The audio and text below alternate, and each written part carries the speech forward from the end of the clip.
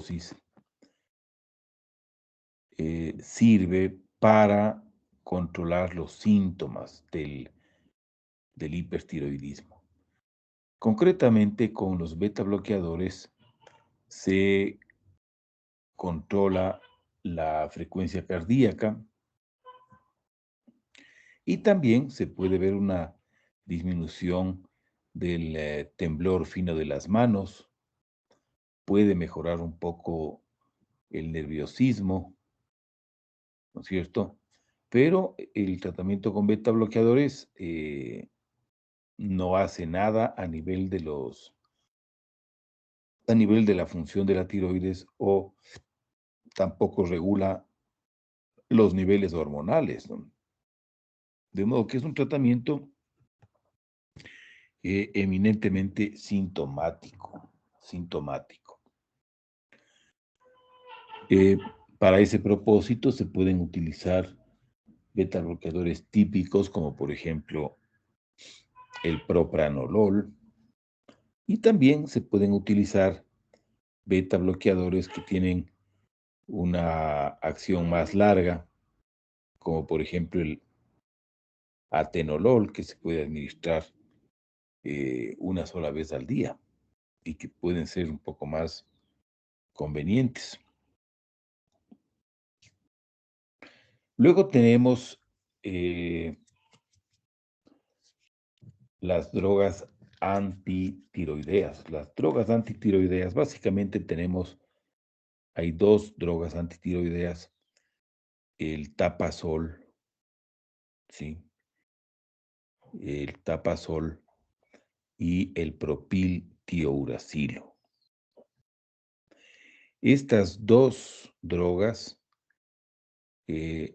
lo que hacen es inhibir a la peroxidasa tiroidea de forma tal que el yodo no puede ser organificado, es decir, incorporado a los residuos de tirosina, y tampoco se produce el acoplamiento de las tironinas para formar T3 y T4. De modo que estas drogas impiden que la tiroides sintetice nuevas hormonas. Pero en vista de su mecanismo de acción, estos medicamentos se demoran unos días antes de comenzar a disminuir los niveles hormonales, porque la glándula, como ustedes saben, tiene una buena cantidad de hormonas tiroideas preformadas. Entonces, la tiroides tiene que deshacerse, tiene que secretar todas esas hormonas preformadas, ¿no es cierto? Y esas hormonas tienen que metabolizarse antes de que veamos efectos sobre los niveles hormonales, ¿no? El momento en que la glándula se vacía de hormonas, entonces ahí sí, la producción de hormonas de la tiroides va a depender de la dosis de drogas antitiroideas que recibe el paciente, ¿no es cierto? Una dosis alta de drogas antitiroideas puede bloquearle completamente la tiroides y puede provocar inclusive un hipotiroidismo, ¿no? Inclusive en pacientes con enfermedad de Graves. Y si utilizamos una dosis baja, entonces la glándula puede ser capaz de seguir produciendo hormonas tiroideas en cantidades inapropiadas, ¿no? De modo que cuando se emplean estas drogas antitiroideas, eh, los pacientes, eh, los pacientes tienen que recibir una dosis que se va calibrando de acuerdo a cómo van saliendo los niveles hormonales, ¿no? Para ajustar la dosis a la función de la tiroides de cada paciente. El yodo radioactivo es un tratamiento que se emplea para el manejo de esta enfermedad desde los años, casi podríamos decir desde los años 60 del siglo pasado. O sea que hay una enorme experiencia con el iodo radioactivo. Es un tratamiento fácil de administrar, altamente eficaz, prácticamente desprovisto de efectos secundarios. Y lo que hace el iodo radioactivo es, luego de una dosis oral que el paciente se toma como un vaso de agua, ese yodo se absorbe y finalmente se concentra en la tiroides. Y la radiación gamma y beta que emite el yodo 231 produce daño, fundamentalmente daño a nivel genómico, de modo que la célula no puede dividirse, pierde su capacidad para funcionar y se produce apoptosis. Y seguramente también hay un daño directo sobre las estructuras celulares como consecuencia de la radiación y de radicales libres que se producen con este tratamiento. Y lo que se ve es que la glándula se reduce de tamaño, ¿no? A veces puede llegar a casi a desaparecer. De modo que el iodo radioactivo, como ya vamos a ver, eventualmente produce hipotiroidismo, ¿no? Ese es, digamos, el efecto secundario más importante del iodo radioactivo, es que el paciente probablemente se quede hipotiroideo. Y finalmente tenemos la cirugía, que es otro tratamiento definitivo, ¿no es cierto?, que cura la enfermedad de un día para otro, ¿no? El cirujano saca buena parte de la tiroides y como consecuencia ese organismo ya no tiene una fuente de hormonas tiroideas. Y en pocos días las hormonas tiroideas se van a normalizar, ¿no? Con el iodo radioactivo, las hormonas tiroideas se demoran un poquito en normalizarse, ¿no? No hay unanimidad respecto a las formas de tratar esta enfermedad y hay bastante diferencia entre lo que se hace en ciertas partes del mundo, ¿no? Por ejemplo, fíjense, yo les he traído esta diapositiva que ilustra cómo los médicos y los pacientes, por ejemplo, en Norteamérica, estamos hablando principalmente de Estados Unidos y quizás Canadá, fíjense, prefieren el tratamiento con el iodo radioactivo. Casi el 60% de médicos y pacientes en los Estados Unidos tratan esta enfermedad con iodo radioactivo. O sea que de una escogen un tratamiento ablativo, ¿no? Y un 40% prefiere comenzar con un tratamiento antitiroideo, ¿no? Un tratamiento antitiroideo.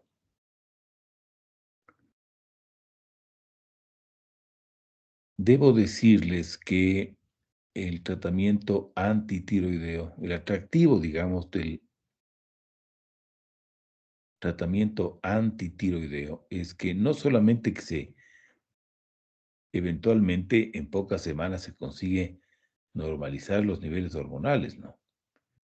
Sino que cuando los pacientes son tratados por un periodo de un año, año y medio, hay pacientes que entran en remisión, es decir, que el sistema inmunológico se retira, deja de estimular a la tiroides y la glándula sin ningún tratamiento comienza a funcionar normalmente.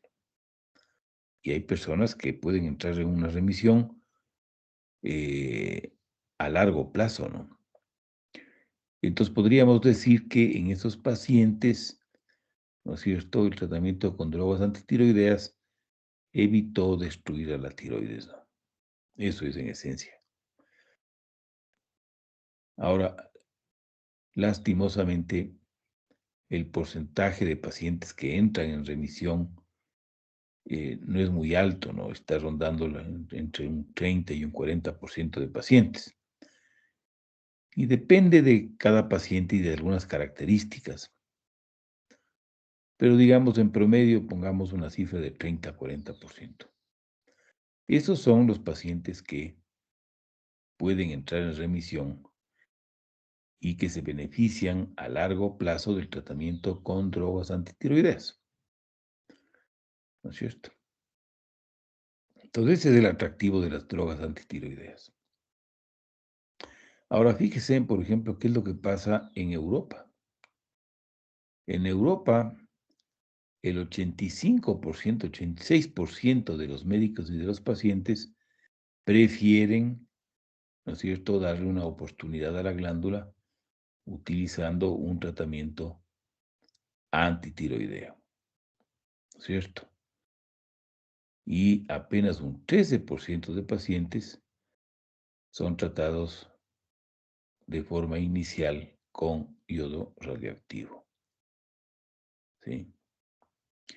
Fíjense en cómo la cirugía, que era la otra opción de tratamiento definitivo que tenemos, es muy rara vez empleada, ¿no? O sea, es muy raro, pese que es una opción terapéutica que está a nuestra disposición para ciertos casos especiales, ¿no?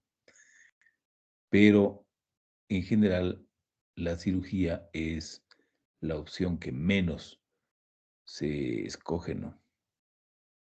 Fíjense, en Latinoamérica pasa algo parecido que en Europa y que en Asia y en Oceanía, ¿no? Los médicos y los pacientes por lo general prefieren primero intentar con drogas antitiroideas. Y apenas una cuarta parte de los médicos, ¿no es cierto?, prefieren comenzar el tratamiento con el yodo radioactivo. El atractivo del yodo radioactivo es que el paciente se cura, ¿no? Es cierto que puede terminar tomando levotiroxina, y de hecho la mayoría de pacientes terminan tomando levotiroxina, pero eso significa tomar una tabletita de levotiroxina diariamente, ¿no es cierto?, de por vida. Entonces, hay pacientes, especialmente, fíjense, en Estados Unidos, que prefieren acabar tomando una tabletita de levotiroxina, pero curarse rápido de la tirotoxicosis, del hipertiroidismo, ¿no? Entonces, fíjense, hay diferentes opciones, ¿no? Y esto también de alguna forma eh, ilustra o digamos se debe estas variaciones regionales en la forma de tratar a la enfermedad de Graves, refleja también que los tratamientos están lejos de ser perfectos, ¿no? O sea, un tratamiento perfecto debería dejar al paciente eutiroideo, ¿no? Pero no es así.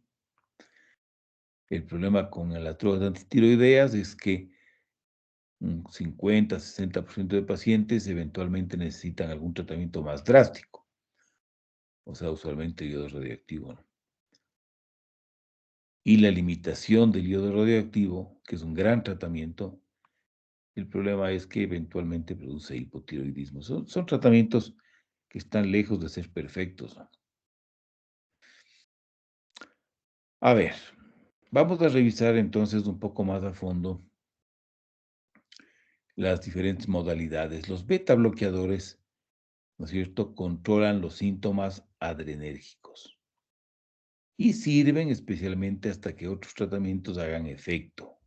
Entonces, este es el punto de los beta bloqueadores, ¿no?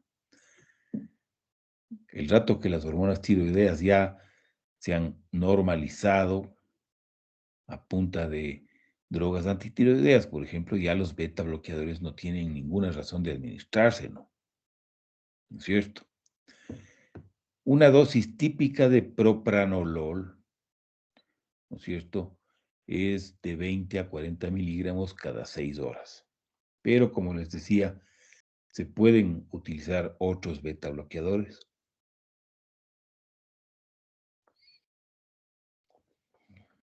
Hay algunos pacientes con enfermedad de Graves, especialmente pacientes de la tercera edad, que pueden hacer fibrilación atrial, ¿no? Pues esos pacientes tienen que ser anticoagulados, ¿no es cierto? Tienen que ser anticoagulados mientras dure la fibrilación auricular, que usualmente revierte a ritmo sinusal con el control del hipertiroidismo, ¿no? Y en los pacientes tirotóxicos hay dos cosas que uno tiene que acordarse, ¿no? Que se necesitan menos dosis de warfarina para disminuir el INR a un nivel deseable comparado con pacientes eutiroideos, ¿no? Menos dosis. Y en cambio, en los pacientes tirotóxicos se necesitan más dosis de digoxina para alcanzar los mismos efectos que en pacientes eutiroideos. Esto en el manejo de alguna arritmia o de insuficiencia cardíaca. Los beta bloqueadores. Aquí tienen ustedes los diferentes tipos de drogas antitiroideas, ¿no? Que colectivamente se llaman las tionamidas. Tionamidas. Tenemos el tapazol, que es el metimazol. Tenemos el propiltiuracilo, que le vamos a llamar también PTU. Y hay también el carbimazol. El carbimazol se metaboliza a metimazol, ¿sí? Como habíamos señalado, el mecanismo de acción antitiroidea de las tionamidas es la inhibición de la actividad de TPO, ¿sí? Administradas en dosis altas durante mucho tiempo pueden inclusive producir hipotiroidismo, algo que no es una buena idea, ¿no? Porque, entre otras cosas, el paciente no se va a sentir bien y el bocio puede aumentar de tamaño, ¿no? Porque va a subir la TSH. Estas tionamidas, fíjense, reducen el nivel de anticuerpos, indicando que algo hacen también a nivel inmunológico y aumentan las probabilidades de remisión. Entonces, este es el beneficio a mediano plazo de las tionamidas, ¿no? Aparte de controlar los niveles hormonales, lo que conduce a una mejoría de los síntomas, ¿no es cierto? Que es algo muy importante.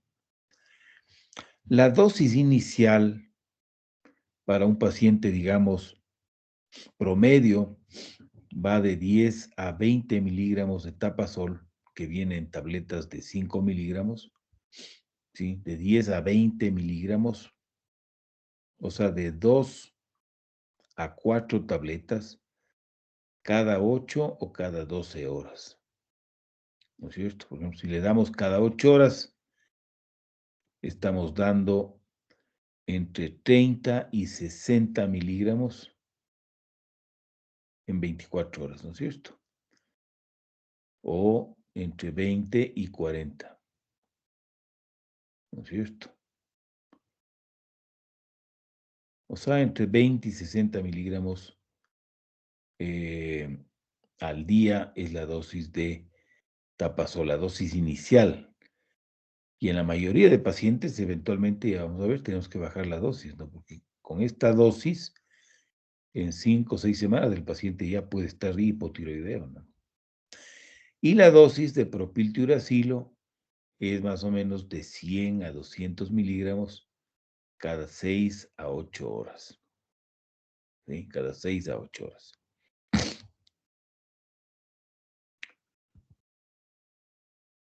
¿Cuáles son los usos clínicos de las drogas antitiroideas? Primero, el control inicial del hipertiroidismo antes de darle al paciente un tratamiento definitivo con yodo radioactivo o cirugía. Esto es lo que se llamaría prepararle al paciente para recibir yodo radioactivo o cirugía. Ya vamos a ver que no se recomienda especialmente operarle a un paciente que está tirotóxico, ¿no? Lo ideal es llevarle al eutiroidismo y ahí operarle, ¿no es cierto? Hay riesgo de que el paciente haga una complicación de la tirotoxicosis, del hipertiroidismo, ¿no es cierto? Que se llama una crisis tirotóxica, que tiene una mortalidad alta. Lo mismo pasa con el iodo radioactivo. Idealmente, habría que darle al paciente iodo radioactivo cuando está ya en estado eutiroideo. Entonces, en ambos casos, hay que prepararle al paciente antes de darle estos tratamientos. Y ahí, para eso, utilizamos las drogas antitiroideas. El segundo uso clínico es el que comentábamos, el atractivo de las drogas antitiroideas, ¿no es cierto? Utilizarlas como tratamiento primario durante 1 o 2 años, ¿no es cierto? Con el propósito de alcanzar una remisión de la enfermedad. Remisión de la enfermedad es que el paciente sin tomar tionamida se mantenga eutiroideo por un espacio mayor a 1 año. Eso es técnicamente lo que se llama una remisión, una remisión. Y el tercer uso clínico es el tratamiento primario a largo plazo, ¿no es cierto? Pacientes que no quieren saber nada del iodo radioactivo, que tampoco quieren saber nada de una cirugía o no son candidatos quirúrgicos, ¿no es cierto? Pacientes, yo tengo algunos pacientes que son mayores, ¿no es cierto? Que no quieren saber nada del iodo radioactivo y que para la edad que tienen, operarles es como una decisión demasiado fuerte, ¿no? Entonces, esos pacientes pueden controlarse con una dosis bajita diaria de tapazol y pueden tomar a largo plazo, ¿no? Como por último tomarían la levotiroxina o algún otro medicamento antihipertensivo, ¿no es cierto? Y se conoce que mientras más tiempo tome el paciente la tionamida, más chances hay de que eventualmente haga una remisión, ¿no? Entonces, fíjense, estos son los 3 usos clínicos característicos de las drogas antitiroideas, ¿no? Cuando se comience el tratamiento con estas tionamidas, hay que hacer un control clínico y de la T4 libre cada 4 a 6 semanas, ¿no es cierto? Para ir monitorizando la dosis de la levotiroxina y el bienestar del paciente. Ustedes dirán, ¿por qué no medimos también la TSH? Pues no medimos la TSH, especialmente durante los primeros meses, porque la TSH, eh, pese a que el paciente puede estar ya eutiroideo o hipotiroideo, la TSH puede estar suprimida. Parecido a lo que pasa con la CTH en pacientes que han recibido glucocorticoides exógenos. ¿Se acuerdan que no hay cómo suspenderles a esos pacientes completamente los glucocorticoides porque el eje está suprimido? Algo parecido pasa aquí. Entonces, la TSH puede estar suprimida, pese inclusive a que el paciente está hipotiroideo a juzgar por la T4 libre, ¿no? Entonces, la TSH no ayuda mucho durante las primeras semanas del tratamiento, ¿no? Con las tionamidas, el paciente puede normalizar sus niveles de T4 y de T3, ¿no es cierto?, entre 6 y 8 semanas luego de iniciar el tratamiento, ¿no es cierto? Fíjense, la TSH puede estar suprimida por varios meses, por eso es que no es muy útil. Esto hay que acordarse, ¿no? Esta es una de las pocas circunstancias en la que la TSH no nos puede informar sobre la situación metabólica del paciente con relación a la tiroides, ¿no? La dosis de tionamida se va disminuyendo a medida que mejora la tirotoxicosis. hasta que se alcanzan dosis de mantenimiento. Dosis de mantenimiento promedio suelen ser más o menos de 2.5, o sea, media tableta de tapasol a 2 tabletas diarias, ¿no? Fíjese, en 2 tabletitas diarias. Y con esta dosis los pacientes se mantienen durante 1 o 2 años, si es que escogemos el camino de utilizar el tapasol como tratamiento primario para buscar una remisión. Y el PTU se administra en dosis de 50 a 100 miligramos diarios, ¿no? Las drogas antitiroideas tienen algunos efectos adversos, ¿no es cierto? Algunos efectos adversos. 2 de los cuales son famosos y hay que tener mucho cuidado, ¿sí? Dicen, las reacciones adversas más frecuentes son erupción cutánea, es decir, una especie de reacción alérgica, urticaria, fiebre, artralgias, síntomas constitucionales y una reacción de cuerpo extraño.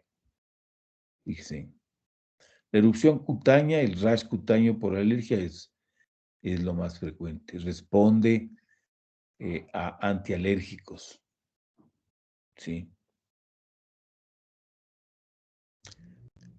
Las drogas antitiroideas también pueden producir pruebas hepáticas anormales. Fíjense, por esa razón, acuérdense que en la clase pasada señalábamos que las, el hipertiroidismo per se puede elevar las enzimas hepáticas y la bilirrubina, ¿no es cierto? Confundiéndole un poco al médico. Y si no le hemos hecho al paciente estas pruebas antes de darle las tionamidas, entonces cuando hagamos un control de fosfatasa alcalina y de transaminasas, ¿no es cierto? Si están un poco elevadas, no vamos a saber si es por el hipertiroidismo o por el efecto de las tionamidas, ¿no?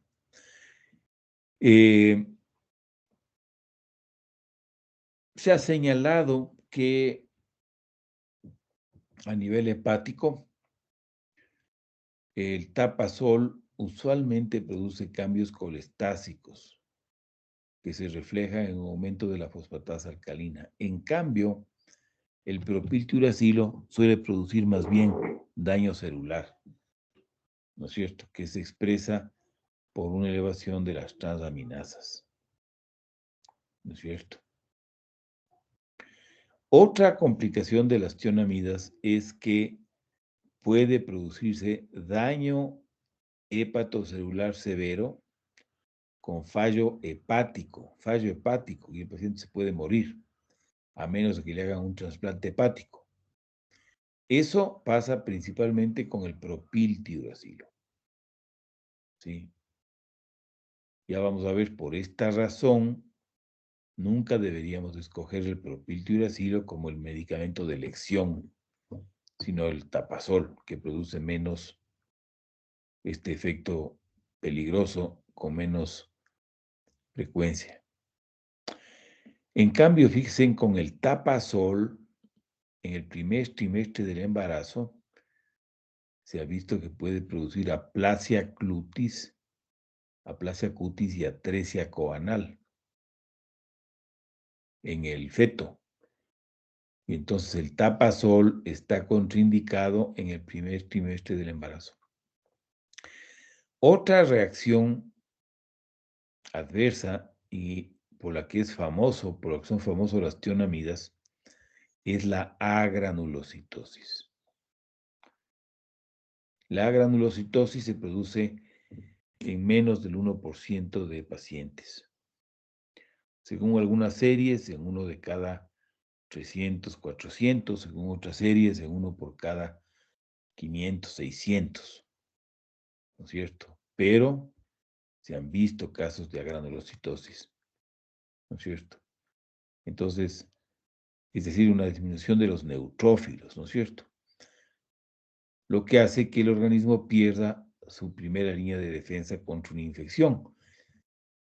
y se produce una infección que usualmente comienza en la garganta, que es uno de los sitios más contaminados. Entonces el paciente presenta fiebre intensa, con escalofríos y intenso dolor de garganta, como que tuviera una amigdalitis grave, y también pueden aparecer úlceras orales, ¿no es cierto? Y si el problema no se controla a tiempo, suspendiendo la tionamida, dando antibióticos, hidratándole al paciente e inclusive administrando medicamentos que estimulan la proliferación de granulocitos, el paciente se puede morir con una sepsis en cuestión de horas, ¿no es cierto? Entonces, por eso, siempre que recetemos tionamidas, ya sea tapazol o propiltiuracilo, tenemos que explicarle al paciente que esto puede suceder, cuáles son las manifestaciones y lo que tiene que hacer, que es hacerse una biometría en cuanto tenga fiebre y dolor de garganta y ponerse en contacto con el médico para comentarle los resultados. Y entonces tienen que fijarse no en el número de leucocitos, sino en el porcentaje de neutrófilos del total de leucocitos, ¿no es cierto? Porque esto no produce leucopenia, sino produce agranulocitosis. Esta complicación, que puede ser grave, de las tionamidas es más común en los primeros meses. Tiene relación con la dosis, con el tapazol. Por ejemplo, se ha visto que dosis mayores a 40 miligramos diarios tienen más probabilidades de producir este efecto.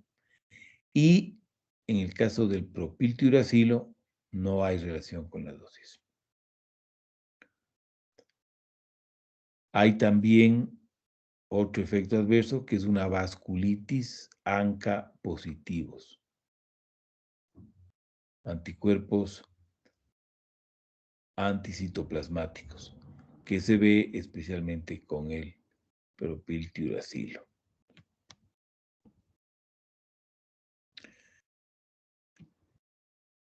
Se recomienda utilizar tapazol en todos los pacientes. Primero, tapazol, excepto en pacientes que están en el primer trimestre del embarazo, ¿sí? En pacientes que tienen alergia al tapazol y en pacientes que tienen una tormenta tiroidea. Esta complicación de la tirotoxicosis, que es muy grave. En su libro de texto se explica bastante bien en una media página esto de la tormenta tiroidea. Les recomiendo que se lean con mucho cuidado. ¿Y por qué se recomienda el propiltiuracilo en la tormenta tiroidea? Porque el propiltiuracilo es capaz también de bloquear la conversión de T4 a T3. Y eso es beneficioso, ¿no es cierto? En un estado de tirotoxicosis grave, bajar los niveles de T3 es beneficioso. Ese efecto no tiene el tapazol. Y en general, en niños no debe emplearse el propiltiuracilo. ¿Sí? Esta es una recomendación de este organismo en los Estados Unidos. En niños no hay que emplear el PTU porque son especialmente sensibles al efecto hepatotóxico. Y se han descrito varios casos de niños que terminaron con trasplante hepático como consecuencia de una reacción adversa, ¿no? Vamos a hablar ahora sobre dos tratamientos que tienen carácter más definitivo, ¿no? Que los dos básicamente lo que hacen es ablacionar o destruir la glándula tiroidea. El iodo radioactivo, usualmente iodo 131, ¿no es cierto?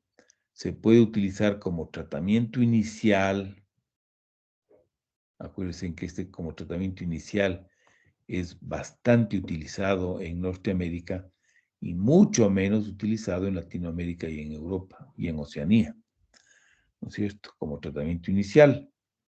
Y el yodo radioactivo también se puede utilizar si después de 1 o 2 años de tratamiento con tapasol, el paciente no entra en remisión y más bien por el contrario, ¿no es cierto?, hace una recurrencia de la enfermedad. Entonces, en ese punto, podemos volver al tapasol o podemos tomar una decisión más drástica, ¿no es cierto?, que sería tratarle con yodo radioactivo. Luego del yodo radioactivo, ¿sí?, hay un riesgo modesto de provocar una crisis tirotóxica, porque el yodo radioactivo destruye la tiroides y pueden salir las hormonas tiroideas preformadas en grandes cantidades, ¿no es cierto? Es una tiroiditis a la circulación y pueden producir una crisis tirotóxica, ¿no es cierto? Entonces, por eso es preferible prepararles a los pacientes con tionamidas por al menos 4 semanas. En este tiempo, las hormonas preformadas han ido saliendo y en el momento en el que el paciente recibe el yodo radioactivo, ya la glándula está casi vacía de hormonas tiroideas, ¿no es cierto?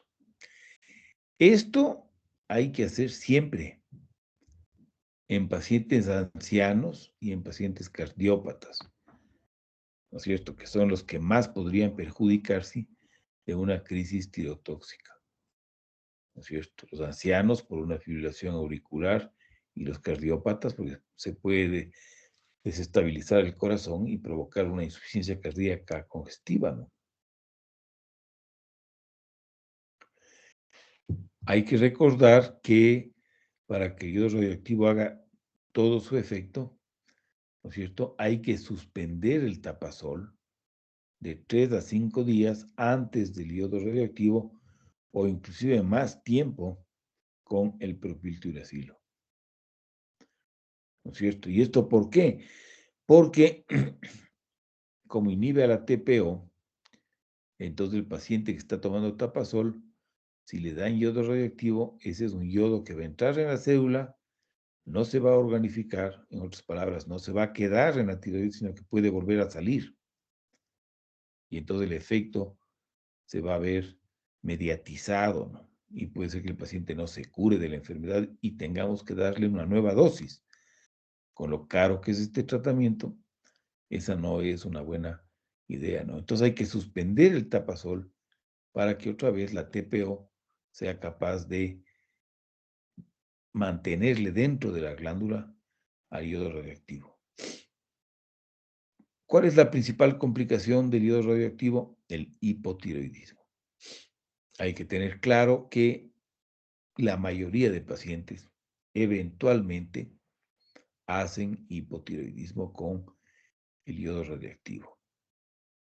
Y mucho más ahora, en el que ya según las guías de manejo elaboradas por la Asociación Americana de Tiroides, ¿no es cierto? El objetivo del tratamiento con el yodo radioactivo es la ablación de la tiroides. De modo que esto quiere decir, en otras palabras, que el objetivo es producir un hipotiroidismo deliberado en el paciente, ¿no?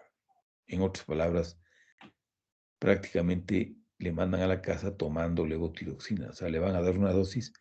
¿Cuál es el propósito de esto?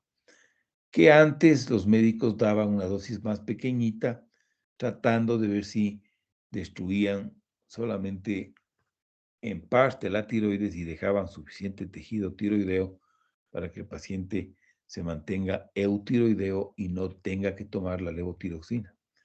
Pero ya se ha visto que ese es un empeño que no sirve prácticamente para mayor cosa, ¿no? La mayoría de pacientes, si le dan una dosis baja también, hay el riesgo de que el paciente no se cure, ¿no? Y que tenga que tomar una nueva dosis. Como le digo, eso es una pésima noticia para un paciente. Entonces, por esa razón, en los Estados Unidos se ha recomendado que el paciente que recibe iodo radioactivo reciba una dosis suficiente como para que la enfermedad desaparezca. Y la única forma de garantizar eso es destruyendo la tiroides completamente. El yodo radioactivo puede tomar entre 2 a 3 meses en hacer todos sus efectos, ¿no es cierto? Y entonces es en este tiempo en el que hay que utilizar drogas antitiroideas para mantenerles a las hormonas dentro del rango normal hasta que el yodo radioactivo comience a controlar la situación.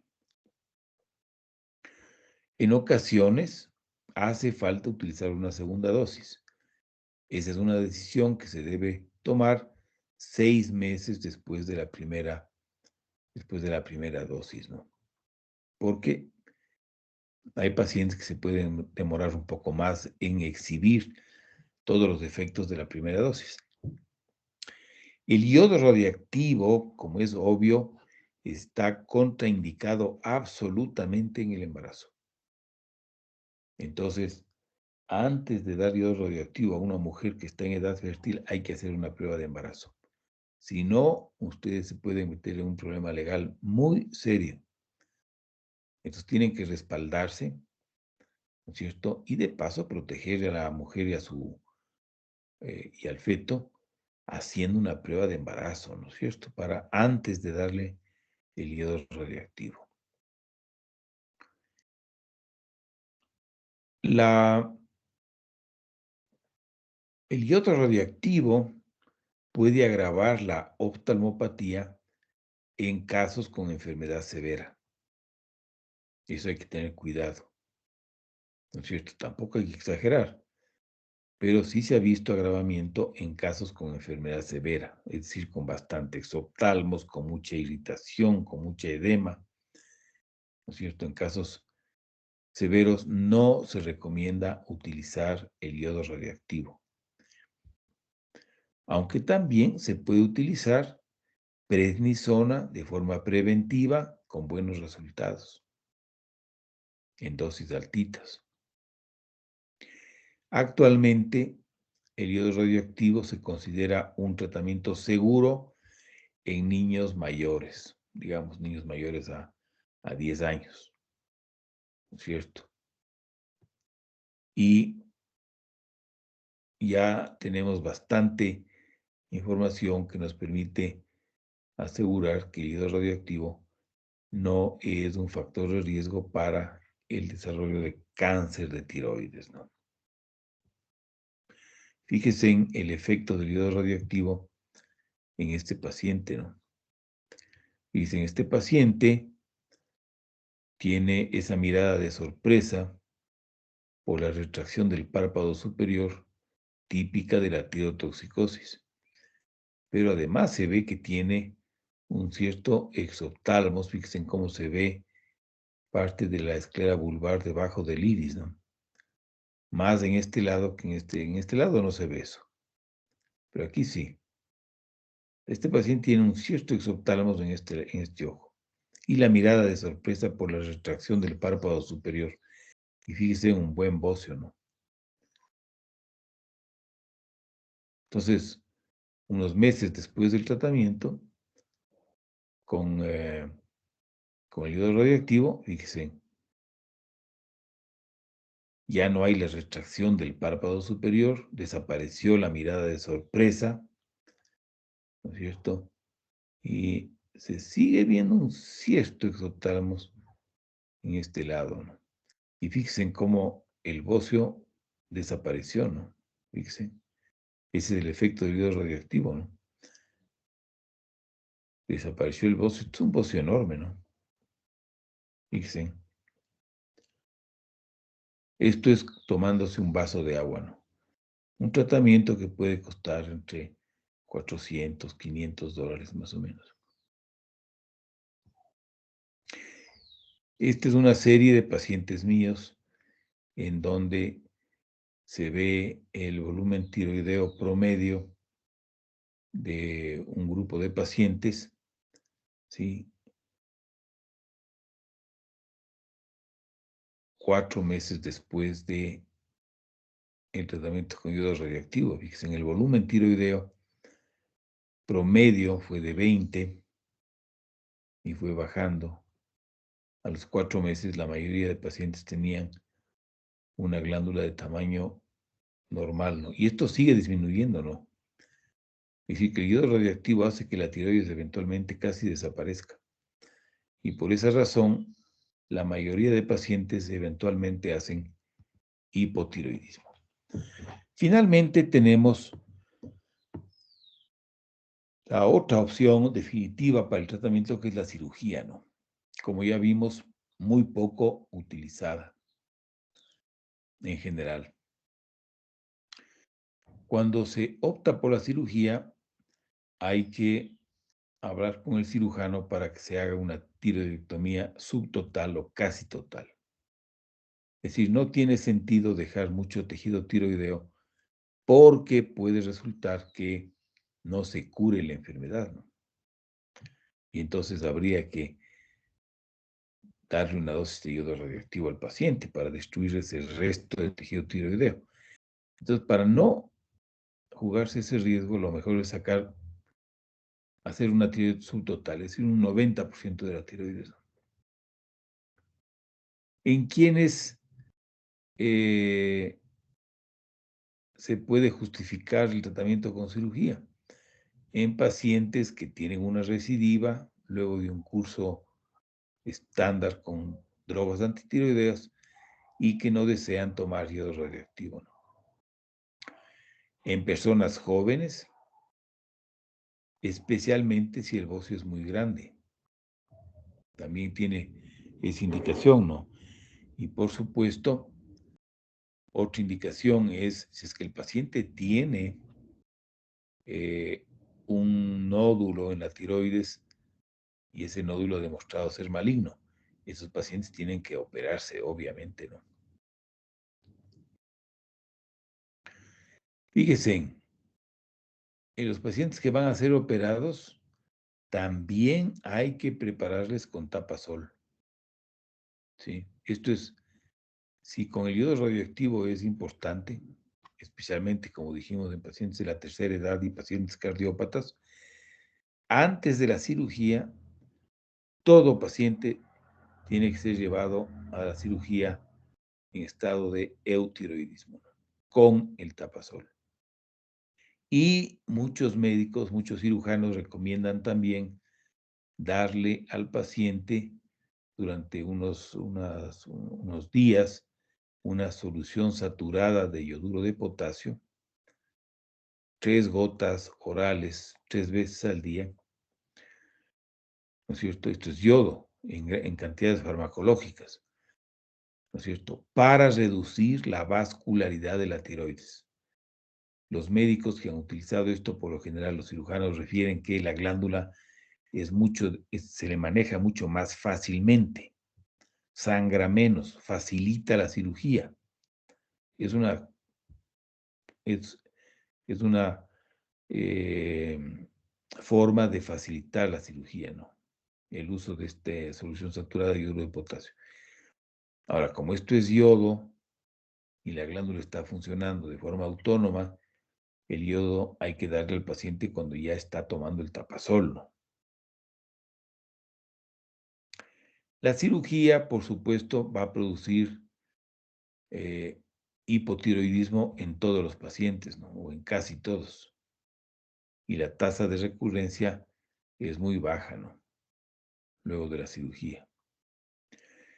Cuando uno saca casi toda la tiroides, siempre hay el riesgo de lesionar a las glándulas paratiroides y también de lesionar el nervio laríngeo recurrente, ¿no es cierto? Esta es una complicación que tiene mucha relación con la experiencia del cirujano.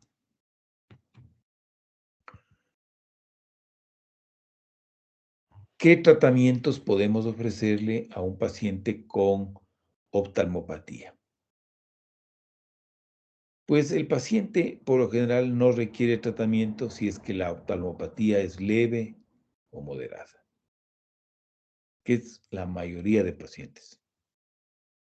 Y, de hecho, con frecuencia hay una mejoría espontánea, como ya comentamos, ¿no es cierto? Medidas generales que se pueden aplicar a todos los pacientes, ¿no es cierto? Es controlar el nivel hormonal, ¿sí? Por alguna razón, los pacientes tirotóxicos tienen una cierta tendencia a estar peor de los ojos. Entonces, en un paciente con oftalmopatía, ¿no es cierto? Es importante tenerle al paciente eutiroideo. El paciente debe dejar de fumar, porque ya se acuerdan que comentábamos que un factor de riesgo para oftalmopatía es el tabaquismo, y dejar de fumar ayuda, ¿no es cierto? Y es importante explicarle al paciente, ¿no es cierto?, cuál es el curso o la historia natural usual de la enfermedad.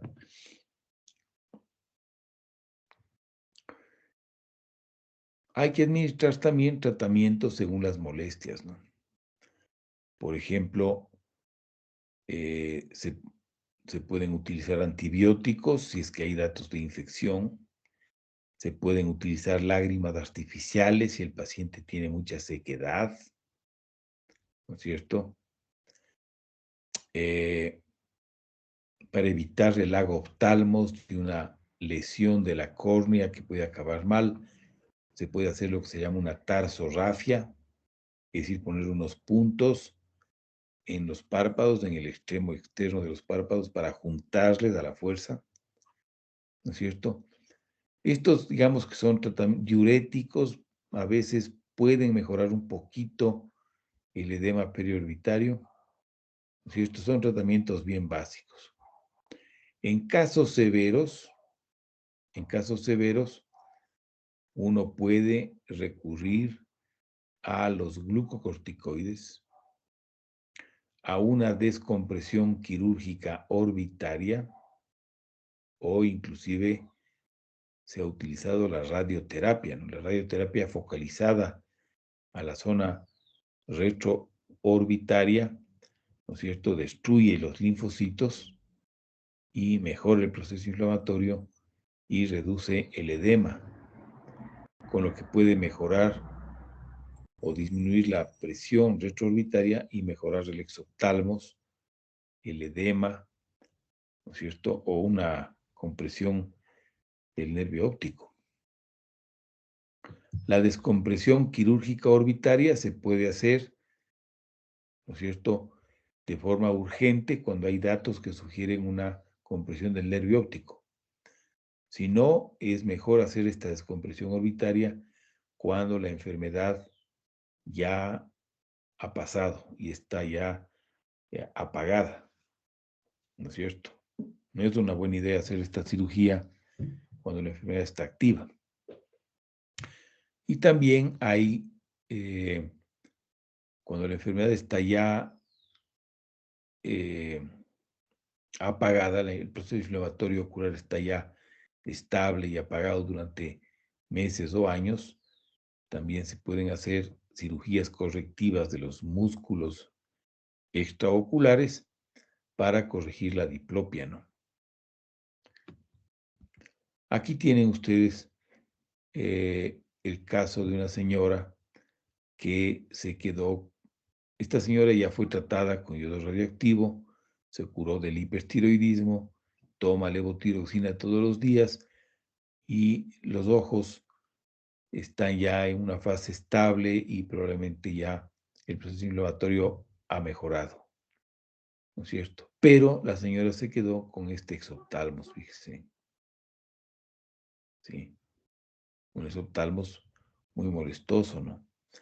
Entonces, el médico le mandó al cirujano plástico craneofacial para que le haga una cirugía de descompresión. Entonces, lo que el médico hace, el cirujano hace es prácticamente fracturar un poco la órbita, ¿no es cierto?, para dar más espacio a los globos oculares y para que los globos oculares regresen. Fíjense en el resultado. Fíjense en antes después. Antes, después.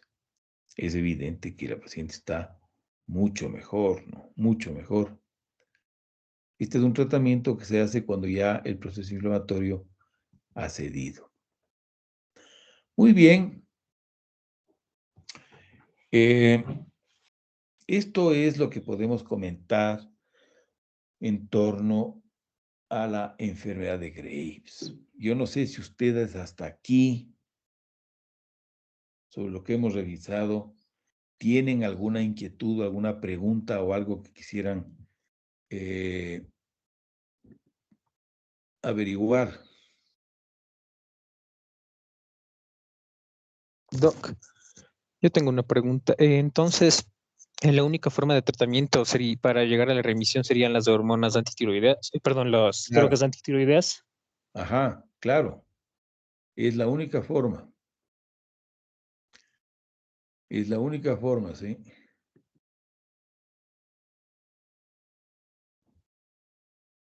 Listo, Doc, gracias.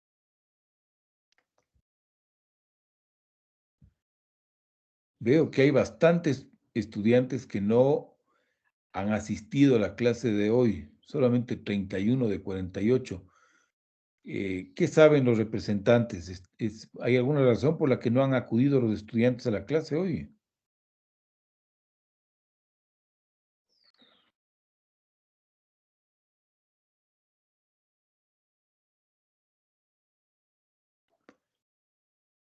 A ver, ¿hay alguna representante ahí? ¿Me está escuchando? ¿Aló?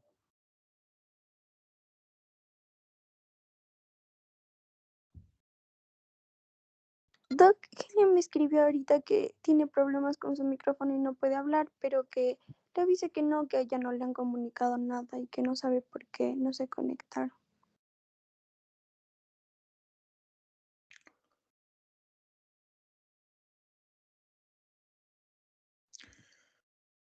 Bueno. A ver, quiero que me digan si estamos compartiendo la pantalla ahí. No creo que Sí, se ve, Doc. Sí, Doc, sí se ve. ¿Sí se ve?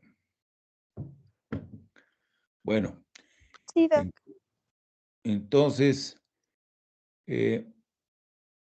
vamos a ver aquí un caso clínico para ver qué les parece. Fíjense, aquí tenemos un paciente varón de 54 años que es hipertenso y toma atenolol 100 miligramos diarios para la hipertensión. Fue diagnosticado de hipotiroidismo hace 8 años y se encontraba en tratamiento con levotiroxina 100 microgramos diarios. Hace 2 meses su médico le encuentra los siguientes resultados. Una TSH muy baja, una T4 libre elevada y una T3 libre también, una T3 total libre, una T3 total aumentada. Y el médico, en vista de estos resultados, suspende la levotiroxina. A mí me parece que con buen criterio, ¿cierto? Hace una semana, o sea, 8 semanas más tarde, se repiten los exámenes y los exámenes no habían mejorado para nada. De hecho, estaban probablemente peor. Seguía con el hipertiroidismo y con una elevación de las hormonas tiroideas. El paciente refería temblor de las manos, algo de disnea con esfuerzos de mediana intensidad. La tiroides era de tamaño normal, tenía una frecuencia cardíaca prácticamente normal y al examen físico no habían signos de la orbitopatía de la enfermedad de Graves. Entonces, quisiera saber qué les parece y qué examen pedirían ustedes para valorarle mejor a este paciente.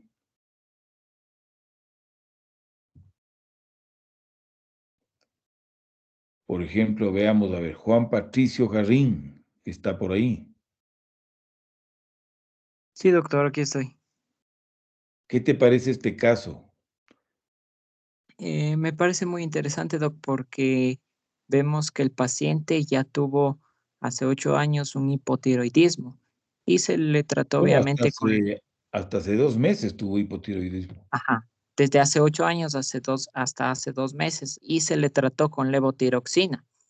Entonces se le hizo obviamente el control y se vio que la TSH estuvo baja y también las hormonas tiroides, la Ya, ¿qué te T4. está pasando aquí y qué examen le pedirías para ver cuál sería tu diagnóstico? ¿Qué está pasando aquí? A ¿Qué ver, pensarías tú que está pasando?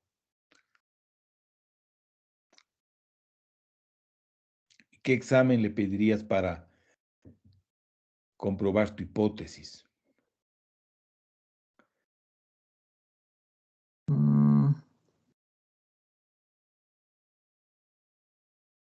¿Por qué crees que ha cambiado de hipotiroidismo a hipertiroidismo? lo primero que yo pensaría es, como pensó el médico, que se trata de una dosis alta del Claro, pero eso tratamiento de parece la que no es, levotiroxina.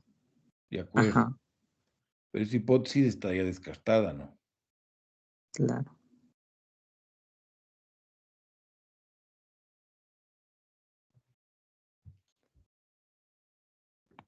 Entonces, lo segundo que yo haría para este paciente eh, es porque, o pensaría tal vez que es porque se mantuvo el, el atenolol, se mantuvo la dosis de atenolol. A ver, vamos a cambiar. Carla Pamela García, ¿qué te parece este caso?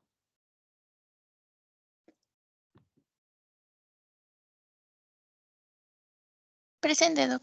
¿Sí me escucha? Sí, cuéntame, ¿qué te parece este caso? Bueno, yo igual, o sea, sí me parece un poco Tienes que decir algo interesante. nuevo, tienes que decir algo Ujú. nuevo. A ver, ¿cuál Es es tu que, explicación de lo que está pasando? ¿Tienes una explicación o no tienes una explicación? no, Doc, todavía no tengo, estaba pensando recién cuál podría ser.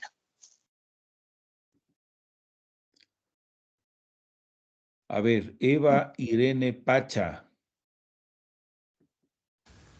Sí, Doc, aquí presente. ¿qué te Yo parece este tenía, caso? A ver, ¿tienes alguna hipótesis que explique lo que le ha pasado a este paciente? ¿Por qué se ha cambiado de hipotiroidismo a hipertiroidismo? con certeza no, doctor. O sea, yo también estaba pensando, o sea, aquí el ¿Pero qué doctor, examen le podrías pedir algún examen para investigar un poco más lo que está pasando? De los exámenes que tenemos a disposición para valorar el funcionamiento de la tiroides o todo eso, ¿alguno de estos exámenes te parece que nos puede ayudar? mm, no, o sea, y la TSH ahí estaría importante, pero ya le piden, entonces, A ver, vamos a ver. Anthony Jacob Olmedo.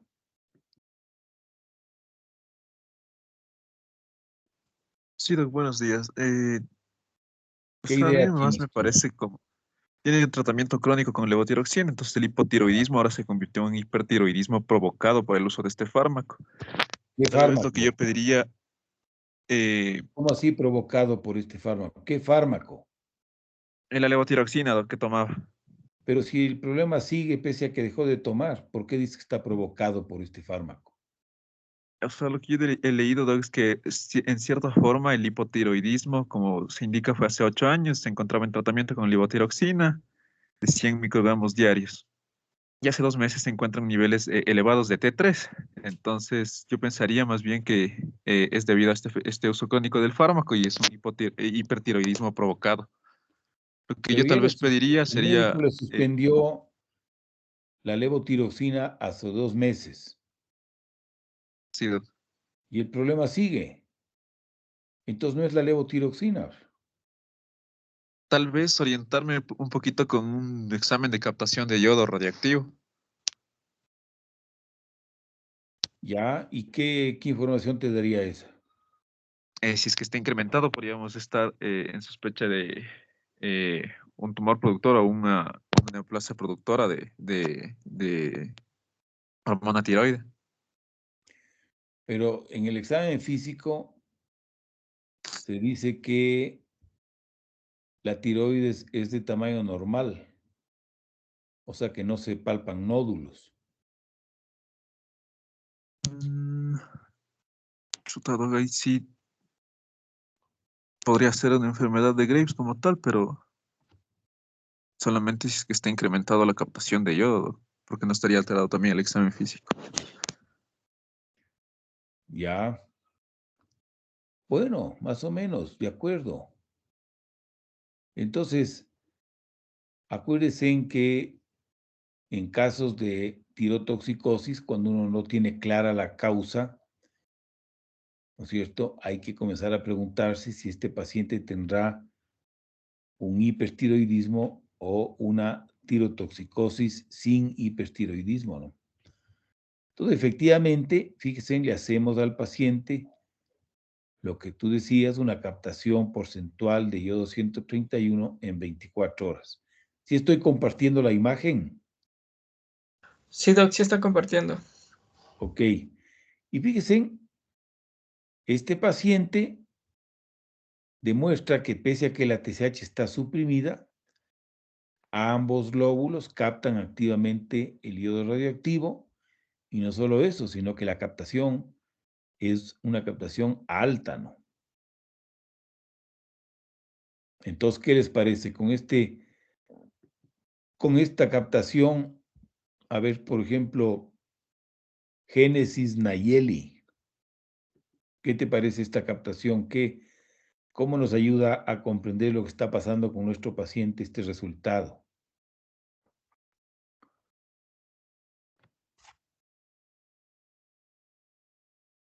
Que se encuentra, o sea, parece que está aumentada la captación. No parece que está aumentada.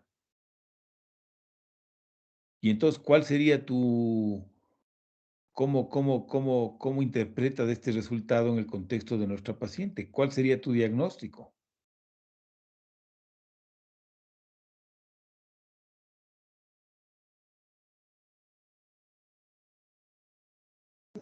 Debido a que hay un aumento de la captación, puede ser una enfermedad de Graves.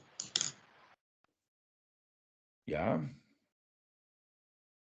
O sea, ¿tú crees que el paciente se ha movido del hipotiroidismo a un hipertiroidismo por enfermedad de Graves, por enfermedad de Graves?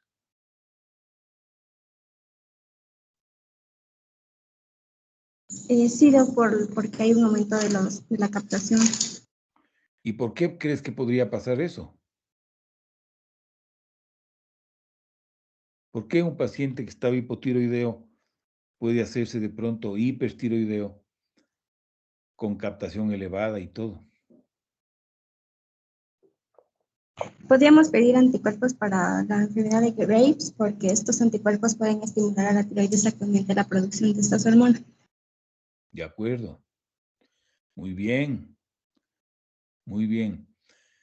Pues fíjese en exactamente lo que tú dices, ¿no? Es decir, fíjese, aquí en medicina hay en muchos casos, no hay a dónde moverse, ¿no? Como se dice vulgarmente.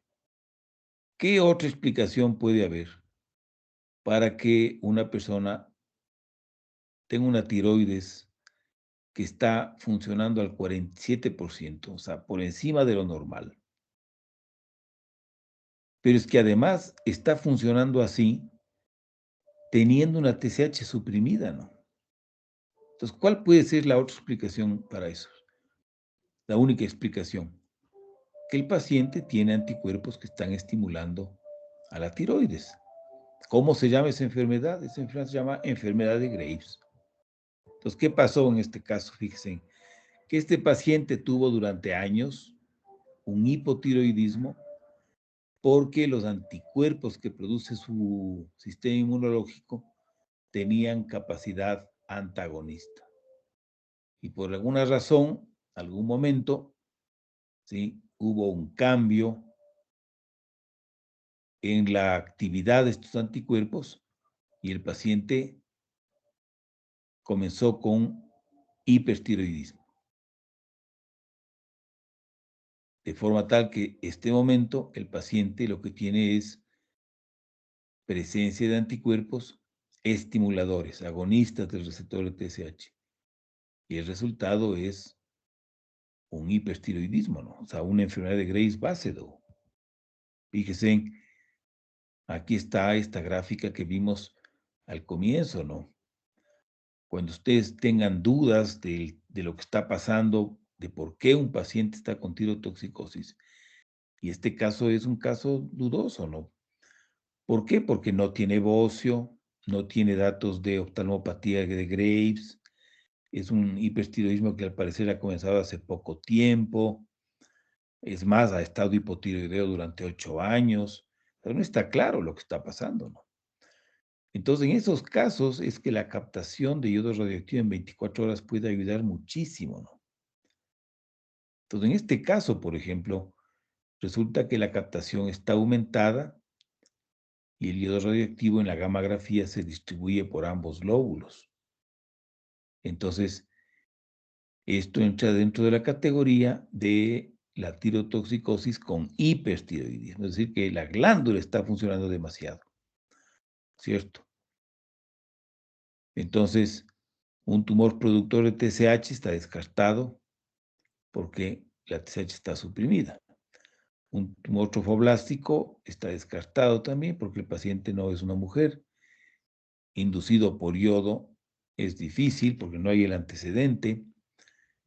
Un adenoma tóxico o un bocio multinodular tóxico son prácticamente imposibles en un paciente que tiene una glándula normal, o sea que apenas se le palpa. Fíjense cómo en 3 minutos hemos llegado a la conclusión de que lo único que puede tener este paciente es una enfermedad de Graves. Pero el examen clave fue demostrar que este paciente estaba con una tiroides que está funcionando de forma autónoma, ¿no? ¿Autónoma de quién? Autónoma de TSH. Muy bien, yo creo que lo vamos a dejar ahí. Todavía nos falta por topar unos pocos temas adicionales, pero me parece que no vamos a alcanzar en la clase de hoy. Y yo creo que vamos a acabar este capítulo y quizás comencemos el último de la tiroides, que es el problema de la enfermedad nodular tiroidea, en la próxima clase. Yo no sé si hasta aquí tienen alguna pregunta antes de cerrar esta clase. ¿Hay alguna inquietud o alguna pregunta?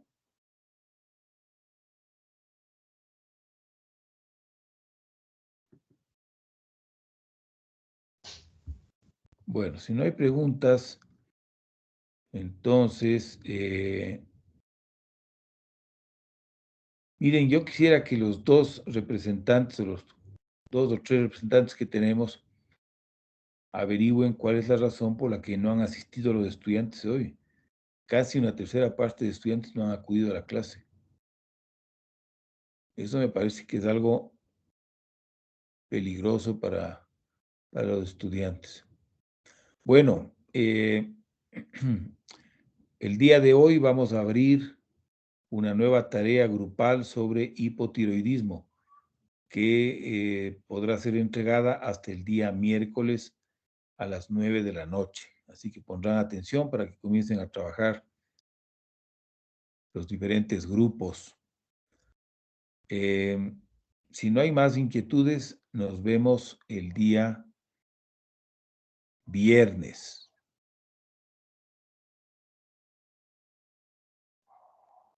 Que tengan una semana bien trabajada y bien estudiada.